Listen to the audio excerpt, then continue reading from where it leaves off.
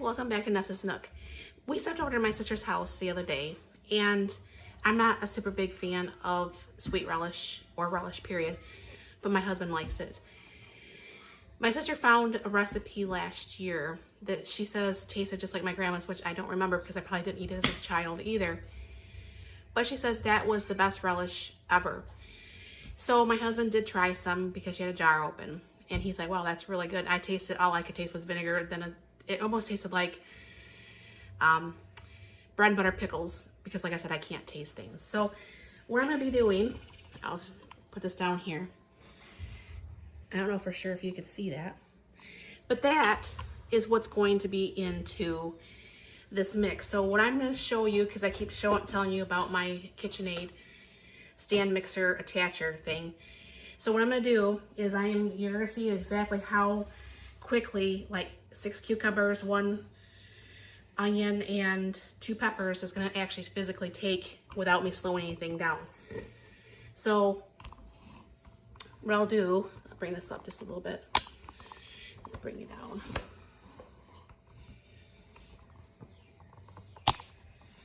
That way you can see right there, shooting in.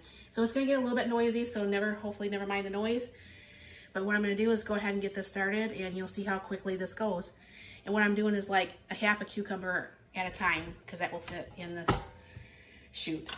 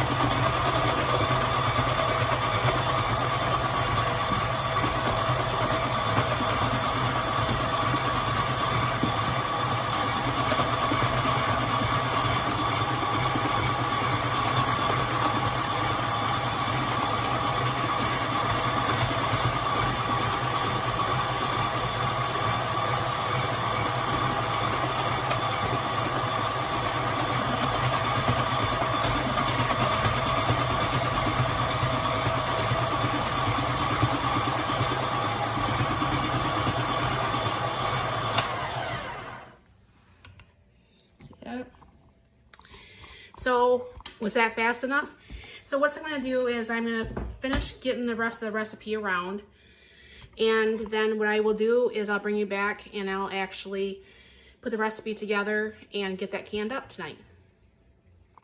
Okay, I'm back. A lot of this stuff is going to take a while to do, but what I do is I have all that mix. I don't know for sure if you can see it, but it's very pretty.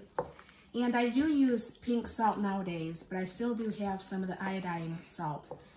And what you have to do is you have to use a 1/4 cup of salt. And she says it seems excessive, but I guess what you're doing, I'm gonna stir this up, is you actually are going to try to bring out all the salt, all the moisture out of the vegetables. And then what's gonna happen is I'm gonna go ahead and stir this in. I'm gonna let this set for 2 hours. That seems like a long time. But what's going to happen is we're going to go ahead and get this set, and I'll come back and I'll show you how to make the brine for this. And then what we're just going to do is I'm going to can it only in like the jelly jars, the 1/2 pints, because like I said, I'm not a fan of this. There'll be times my husband wants this, and I'm going to put a lid so it stays all nice. And we'll put a lid on here, and I'll come back when it's time to go ahead and mix up the brine, so you'll see how that goes. And then what I'm going to do is I'm going to get out my water bath canner, and we'll water bath how many ever 1/2 pints this does make. So I'll be back. Okay, I thought I'd make the brine while I'm waiting. So what I need to make the brine is 2½ cups of, excuse me, 3.5 cups, excuse me, 3.5 cups of sugar.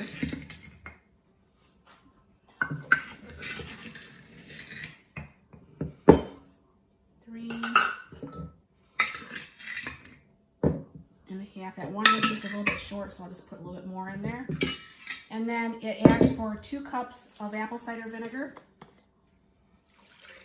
And that's a pint jar, which is 2 cups. Then what you do is 1 tablespoon of celery seed. And 1 tablespoon of mustard seed. Now what you're going to do is you're obviously going to mix this together and get this all warmed up, and this is going to be the brine, which obviously is going to go over top of the relish when it's all done. So what I'll do is I'll get this warmed up and I'll get this ready to go, and when the 2 hours are over, then I will go ahead and get this combined and put this together and can this up. Okay, it's been 2 hours. So I'm going to go ahead and drain this. And what we're going to do is rinse the salt out of this really, really well. And when we get done rinsing it, then what we're going to do is put it in the brine and actually boil it for 10 minutes. Okay. Meanwhile, what I'll do is get my jars around. It's been sterilized and they're warm. Get my lids around and get all this all put together, and then I'll bring you back once we're ready to start the next process after putting the mix actually physically in the brine. Okay, the brine is actually boiling, and be careful obviously putting this in here.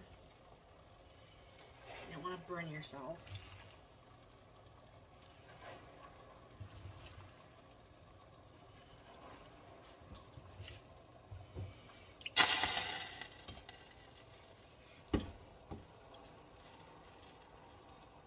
Then what you're going to do is you're going to bring this up to boil for 10 minutes together with the brine. And then I will bring you back once that's done. Okay, I'm back. So what I'm going to do is what I do is every time that I have a liquid and I have like a brine, I do suggest stirring up the mixture so that way you always seem to have the brine and the mixture and everything. I just put too much in there. Hold on 1 second here for me. Now what you're going to want to do, everything's super hot. What you're going to want to do is have this at 1 inch of headspace. Just a smidge more can go in there. And because this has got sugar, and even though it's got vinegar, but it's got a lot of sugar, so what you're going to want to do is wipe off the rim really well to make sure that there's no sugar or anything. I don't rewarm up the lids or the lids anymore because you don't have to.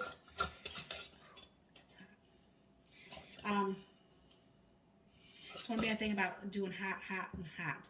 So what that's going to do is that's going to look like, oh, I didn't debubble that.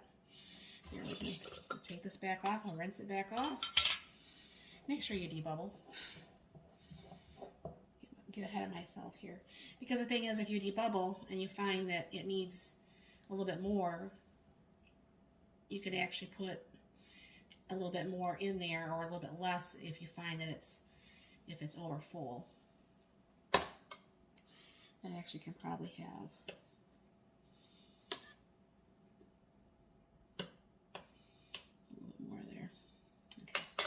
now,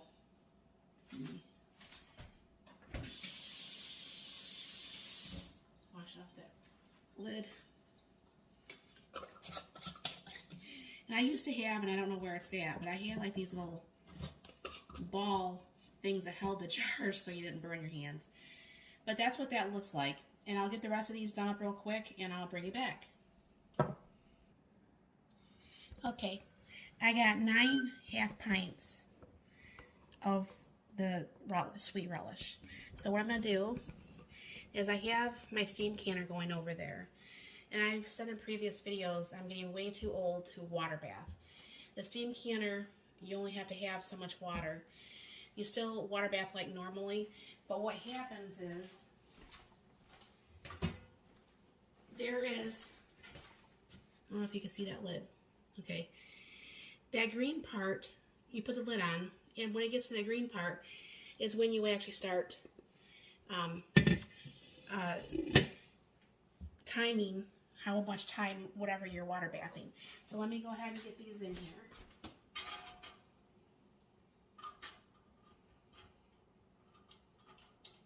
My sister over at City Girl Homestead has my brother-in-law living next door to her. My husband is a truck driver and is working 12 to 14 hours a day usually. So what I'll do is I'll go ahead and put that back up on high. I was just making sure that water stayed really warm. And so my sister's husband works, I mean, a lot. He's always busy, always working. So if it was up to having me being able to wait for my husband to come home to can or to help me do anything, nothing would get done. Because for one thing, he's really tired when he gets home, just like my sister's husband is. But thankfully, my sister does have my brother-in-law over there, Jack, who does help lift some of the stuff, because when you're water bathing, it's very heavy. You know, I mean, you got whatever you're canning plus, you know, 2 to 2 inches or so above whatever size jar you have.